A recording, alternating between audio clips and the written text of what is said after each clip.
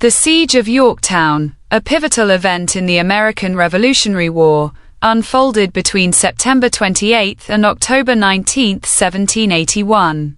This decisive confrontation marked the culmination of a series of military engagements that ultimately led to the surrender of British General Charles Cornwallis and his army, effectively sealing the fate of British colonial rule in America. Background: the context for the siege began with the British strategy in the southern colonies, where Cornwallis had established a stronghold. After experiencing setbacks in North Carolina, he retreated to Virginia in May 1781, eventually fortifying his position at Yorktown by July. Cornwallis commanded approximately 7,500 troops, while the American forces, under the leadership of General George Washington and French allies led by General Rochambeau, numbered around 14,000 combined troops by late summer. The Allied strategy Washington's strategy was to trap Cornwallis on the Yorktown Peninsula. He ordered Marquis de Lafayette to block any potential escape routes while he coordinated a larger force from New York.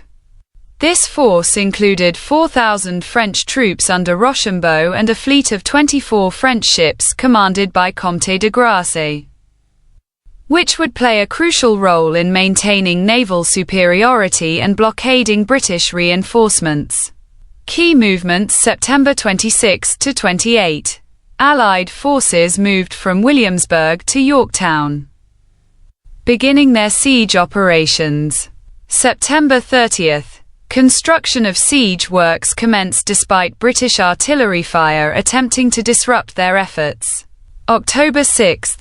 Allied forces achieved a significant victory at Gloucester Point, cutting off British supply lines and forcing Cornwallis to make dire decisions regarding his troops' sustenance. The siege commences. As October progressed, the siege intensified. The French and American forces constructed artillery batteries that began bombarding British positions on October 9. This relentless assault continued as they captured key redoubts on October 14, further weakening Cornwallis's defenses. By mid-October, it became evident to Cornwallis that he was trapped. His forces were running low on food and ammunition, and disease was spreading among his troops. 345. Cornwallis's dilemma: with no hope of reinforcements arriving from New York, General Clinton's forces were still weeks away. Cornwallis faced a grim reality. On October 16 to 17, he attempted to evacuate his troops across the river but was thwarted by a sudden storm. Ultimately, he recognized that surrender was the only viable option left for him and his men. The surrender on October 19, at approximately 10:30 a.m., Cornwallis formally surrendered to Washington. This momentous occasion saw approximately 8,000 British troops lay down their arms at Surrender Field in Yorktown. The terms of surrender were negotiated at Moore House between representatives from both sides. Aftermath: the surrender at Yorktown was not merely a military defeat for Britain. It signified a turning point in the Revolutionary War. Although the Treaty of Paris would not be signed until 1783, Cornwallis's capitulation effectively ended major combat operations in North America and paved the way for American independence. The victory galvanized support for the revolution both domestically and internationally, leading to increased aid from France and other nations sympathetic to the American cause. The Siege of Yorktown stands as a testament to strategic planning, international cooperation, and the resilience of revolutionary forces fighting for independence. It encapsulated the culmination of years of struggle against colonial rule and set the stage for the emergence of the United States as an independent nation. The lessons learned during this siege continue to resonate in military strategy and international relations today. The Siege of Yorktown in 1781 marked a pivotal moment in the American Revolutionary War, leading to the eventual defeat of British forces and the recognition of American independence. Central to this success were the strategic decisions made by General George Washington and French Admiral François-Joseph Paul de Grasse. Their collaboration and tactical ingenuity not only secured victory at Yorktown, but also demonstrated the effectiveness of Allied forces working in concert. Key strategies used by Washington: abandoning New York for Virginia. Initially, Washington aimed to besiege New York City, believing it to be a vital target. However, after receiving intelligence about de Grasse's intentions to support operations in Virginia, Washington quickly adapted his strategy. On August 21, 1781, he began moving his troops southward, feigning an attack on Staten Island to mislead British General Sir Henry Clinton about his true intentions. 13. This strategic deception was crucial in diverting British attention away from the impending siege. Coordination with French forces: Washington's ability to coordinate effectively with French forces under General Rochambeau was another key strategy. Recognizing the importance of a combined effort, Washington and Rochambeau decided to focus their resources on Virginia, where British General Cornwallis was stationed. Their joint operations were meticulously planned, ensuring that both land and naval forces could work together seamlessly. Effective use of siege tactics: once the Allied forces arrived at Yorktown, Washington implemented classic siege tactics. He ordered the construction of trenches and artillery placements that allowed for a sustained bombardment of British defenses. By October 14, 1781, the American and French troops had advanced within 150 yards of British redoubts, preparing for a decisive assault. 3. Washington's emphasis on surprise and timing was evident when he planned an attack under the cover of darkness. Key strategies used by de Grasse: naval superiority and blockade. Admiral de Grasse's decision to sail to the Chesapeake Bay with a fleet of 28 warships was instrumental in securing naval superiority over British forces. His arrival on August 29, 1781, effectively blocked any potential reinforcements for Cornwallis from reaching him by sea. 23. The subsequent victory at the Battle of the Chesapeake on September 5 ensured that Cornwallis would be cut off from support, sealing his fate. Logistics and supply lines: de Grasse also played a critical role in ensuring that the American and French forces were adequately supplied. He transported heavy artillery and supplies necessary for the siege from his fleet, which included a significant shipment of funds collected from Spanish subjects in Havana. 34. This logistical support was vital for maintaining the momentum of the siege against British fortifications. Strategic communication throughout the campaign: de Grasse maintained open lines of communication with Washington and Rochambeau. His timely updates regarding naval movements and troop deployments allowed for coordinated planning between land and sea forces. For instance, upon learning that de Grasse intended to withdraw his fleet temporarily, Washington urgently communicated the necessity for him to remain in position to ensure their combined efforts would not falter. The successful siege at Yorktown was a culmination of strategic foresight and collaboration between George Washington and Admiral de Grasse.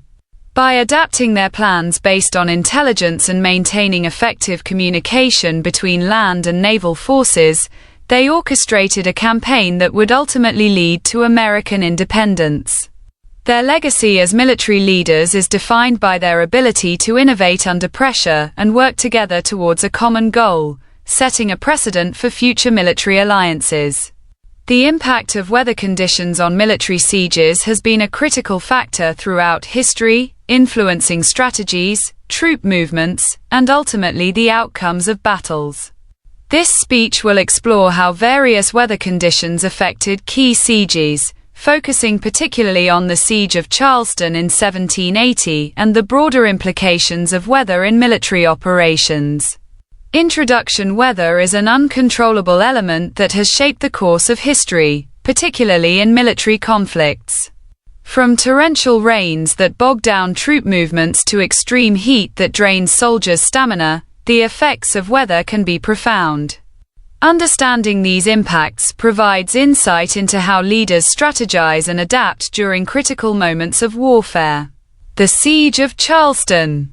An overview. The Siege of Charleston during the American Revolutionary War exemplifies how weather can influence military outcomes. In 1780, British forces laid siege to Charleston, South Carolina, employing a combination of naval and land tactics to encircle the city. The siege lasted from April to May, a period marked by variable weather conditions that affected both the besieging and defending forces. Weather conditions during the siege. 1. Rainfall and humidity. The spring months in Charleston are characterized by high humidity and frequent rain showers. These conditions made it difficult for both sides to maintain supply lines and troop morale. Heavy rains could lead to muddy conditions that hindered movement and logistics, complicating efforts for both British and American forces. 2. Heat and disease. The oppressive heat typical of a southern summer exacerbated the situation for the defenders. Soldiers suffered from heat exhaustion, which diminished their combat effectiveness. Additionally, stagnant water from rainfall contributed to outbreaks of disease among troops, further weakening the American defense. 3. Wind patterns. Wind played a role in naval engagements during the siege. The British relied on their naval superiority to blockade the city effectively. However, adverse wind conditions occasionally hampered their operations. Strategic adaptations to weather. Military leaders must adapt their strategies based on prevailing weather conditions. During the Siege of Charleston, British adaptation. The British forces utilized their naval strength effectively, taking advantage of favorable winds to position their ships for optimal blockade. They also timed their assaults based on weather patterns, launching attacks when visibility was low or when rain could obscure movements. American response. The defenders attempted to fortify positions against potential assaults but faced challenges due to deteriorating morale caused by heat and disease. As conditions worsened, American leaders were forced to consider surrender as an option when it became clear that they could not sustain prolonged resistance. Broader implications of weather in military history. The impact of weather extends beyond individual sieges like Charleston. Throughout history, Civil War examples. During the American Civil War, significant campaigns were often thwarted by adverse weather. For instance, Burnside's Mud March in January 1863 ended disastrously due to heavy rains that turned roads into quagmires. Similarly, heavy rains during George McClellan's advance up the Virginia Peninsula slowed progress and contributed to strategic failures. World War II. In World War II, weather played a crucial role during operations such as D-Day. Allied forces had to carefully consider tidal patterns and forecasts for a successful invasion. In conclusion, weather conditions have historically played a decisive role in military sieges and battles. The Siege of Charleston serves as a poignant example of how rain, heat, and wind can influence strategy and morale. Understanding these factors not only sheds light on past conflicts but also emphasizes the need for military leaders to integrate meteorological considerations into their planning processes. As we reflect on these historical events, it is clear that nature remains an unpredictable force that can alter the course of human endeavors dramatically. The French naval fleet played a crucial role in several significant historical sieges, particularly during the tumultuous periods of the French Revolutionary Wars and World War II. This speech will explore the multifaceted impact of the French fleet during these sieges, focusing on the Siege of Toulon in 1793 and the events surrounding Mers el-Kebir in 1940. The Siege of Toulon, 1793. Background and context. The Siege of Toulon was a pivotal event during the French Revolutionary Wars. In August 1793, the city of Toulon, a strategic naval port on the Mediterranean, revolted against the revolutionary government in favor of royalist forces. This rebellion occurred against the backdrop of France's internal strife and external threats from various coalitions seeking to restore monarchy.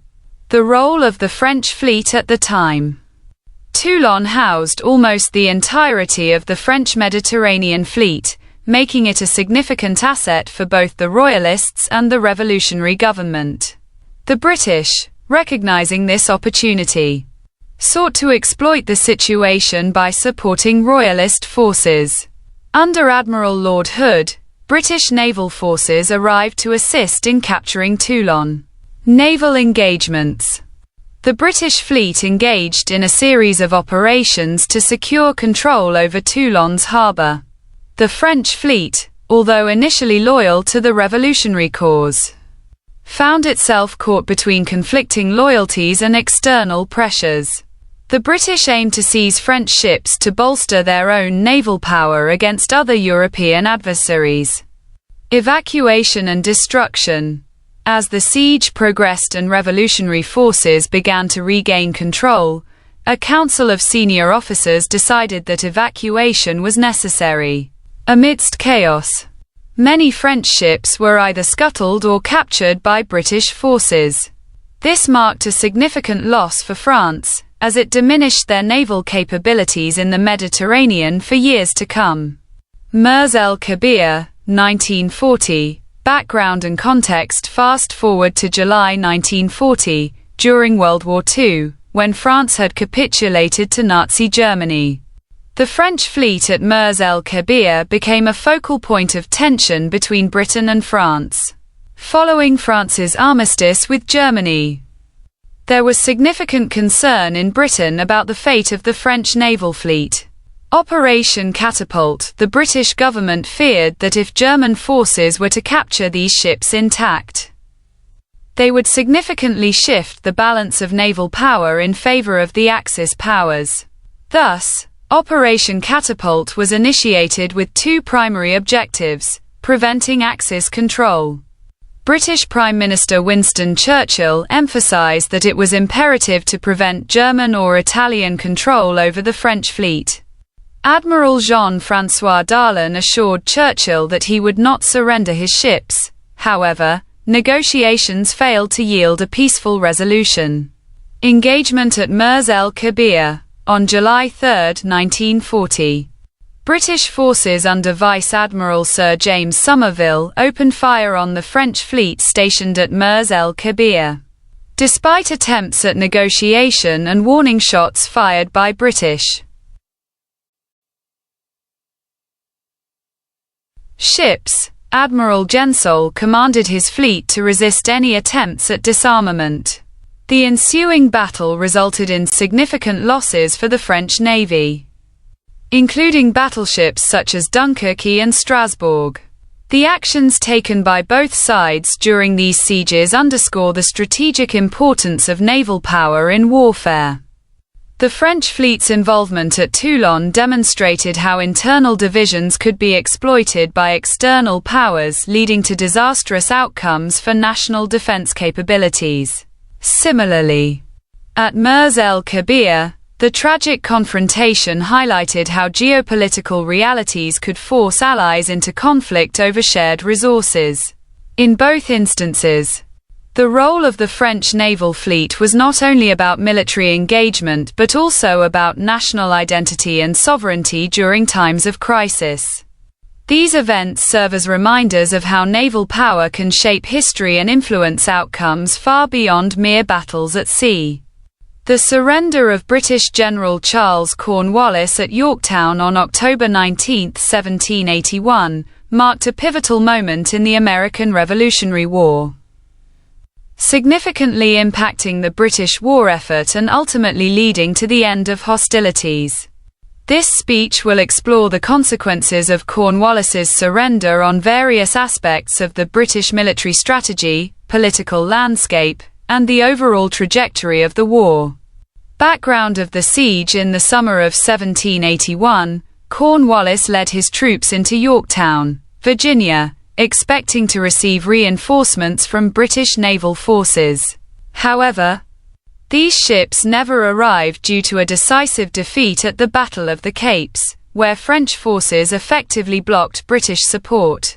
By late September, American and French troops had surrounded Cornwallis's forces, cutting off supply lines and bombarding the town with artillery fire. Despite Cornwallis's attempts to evacuate his troops, he was ultimately forced to surrender due to dwindling supplies and mounting casualties. Immediate effects on British military strategy: loss of morale and leadership. Cornwallis's surrender was a devastating blow to British morale. The loss of approximately 8,000 troops not only weakened their presence in North America but also diminished confidence in British military leadership. The defeat underscored the challenges faced by British commanders in adapting to guerrilla warfare tactics employed by American forces and their allies. Shift in military focus following Yorktown. British military strategy shifted dramatically. The focus moved away from attempting to reclaim lost territory in the southern colonies toward a more defensive posture.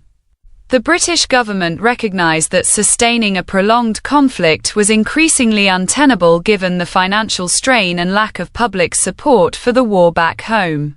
Political ramifications: change in public sentiment. The surrender catalyzed a change in public sentiment regarding the war in Britain. As news of Cornwallis's defeat spread, opposition to the war grew stronger among politicians and citizens alike. Many began to question whether continuing the fight was worth the cost, both in terms of lives lost and financial expenditure. 36. Calls for peace negotiations. By early 1782, following Cornwallis's surrender, peace negotiations became a priority for the British government. Lacking the resources to raise another army capable of challenging American forces effectively, Britain sought an end to hostilities. This shift eventually led to formal negotiations that culminated in the Treaty of Paris in 1783, which recognized American independence. Long-term consequences for British colonial policy: re-evaluation of colonial governance. The loss at Yorktown prompted a re-evaluation of British colonial policies across its empire. The inability to maintain control over American colonies highlighted significant flaws in governance and military strategy. This realization influenced future colonial policies not only in North America but also throughout other parts of the empire. 56. Impact on future conflicts. The defeat at Yorktown had lasting implications for Britain's approach to future conflicts. It underscored the importance of adapting military strategies to local conditions and highlighted the risks associated with overextending military resources without adequate support.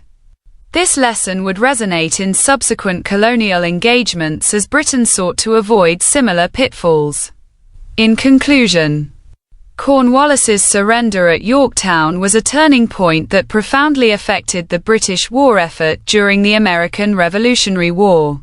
It led to immediate shifts in military strategy, catalyzed political changes within Britain, and prompted a re-evaluation of colonial governance that would shape future conflicts. Ultimately, this event not only signaled the decline of British power in North America, but also laid the groundwork for an emerging nation committed to independence and self-governance. The ramifications of this pivotal moment.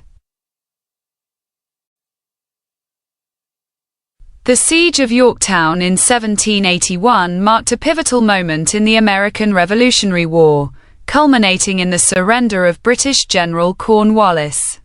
Both American and French troops faced significant challenges during this critical military engagement. The following sections outline the main difficulties encountered by these Allied forces. Logistical challenges. Supply lines and resources. One of the foremost challenges faced by the American and French troops was maintaining adequate supply lines. The siege began on September 28, 1781. But both armies had to contend with limited resources. The Americans, who were already stretched thin, relied heavily on French support for artillery and supplies.